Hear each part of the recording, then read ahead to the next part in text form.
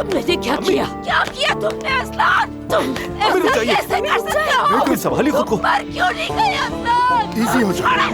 तुम मेरे असलान नहीं हो सकते। चले जाओ यहाँ से। तुमने हम सबके सामने शर्मिंदा कर दिया। तुम मेरे असलान नहीं हो सकते। चले जाओ। अम्मी, तुमने जीते जी मुझे मार दिया। बात सुनो असलान, ये सब बहुत पहले से चल रहा है। तुमने उस लड़की को पैसे भी भेजे हैं। अपनी औकात में रह वरना जान से मार दूंगा। छोड़ो, हिम्मत कैसे हुई?